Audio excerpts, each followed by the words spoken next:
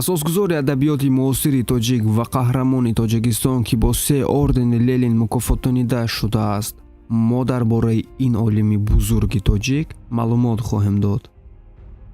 Ассалому алайкум бародарон ва хоҳарони азиз, шумо блоки тоҷиконро тамошо карда истодаед ва мо видеоҳои шавқовар ва муфидро эҷод хоҳем кард.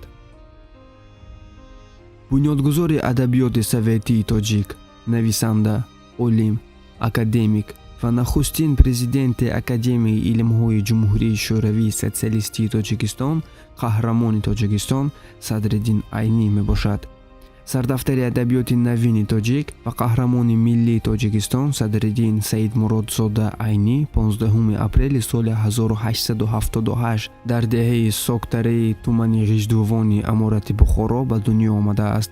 Фарзандаш ховаршиноси барҷастаи Тоҷикистон Айни Камол мебошад.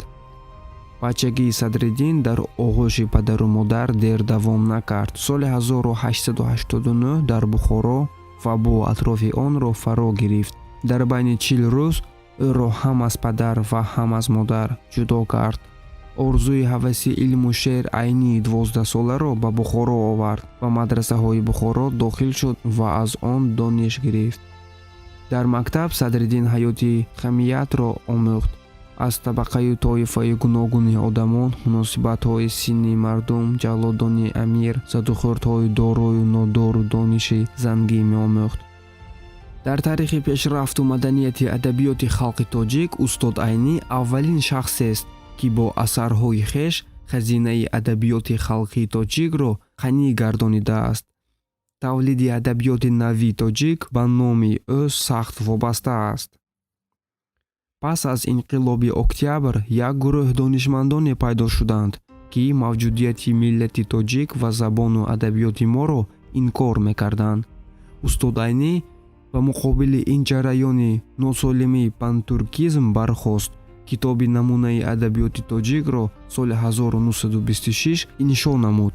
устод Айнӣ дар ин асар исбот кард, ки тоҷикон мардуми такҷоӣ буда забону фарҳанг ва адабиёти қадима доранд. ба ҳамин тариқ дар асоси факту далелҳои эътимодбахш тариқи кӯҳан фарҳангу адабиёти ғанӣ доштани тоҷиконро собит менамояд. барои хизматҳои адабӣ ва ҷамъиятиаш Айнӣ бо 3 ордени Ленин, 2 байрақи сурхи меҳнат ва медалу грамотаҳо мукофотонида шудааст. дар соҳаи илм ба ӯ дараҷаи доктори фанҳои филология бахшида шуда, Айнӣ академики Академияи Тоҷикистон таъин гардида буд. ӯ нахустин президенти Академияи фанҳои Республикаи Советии Социалистии Тоҷикистон мебошад. устод Садриддин Айнӣ соли 1954 дар шаҳри Душанбе аз олам чашм пӯшид. ҳоло мақбараи устод Айнӣ дар як ҷойи хушманзараи Душанбе зиёратгоҳҳои аҳли адаб аст. онро ҳозир боғи Айнӣ мегӯянд.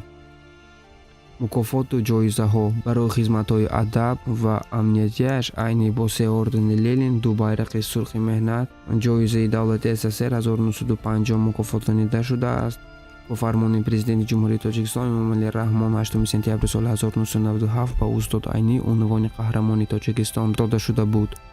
соли 1978 бо қарори ЮНЕСКО 100-солагии зодрӯзи устод дар тамоми ҷаҳон қайд карда шуда буд.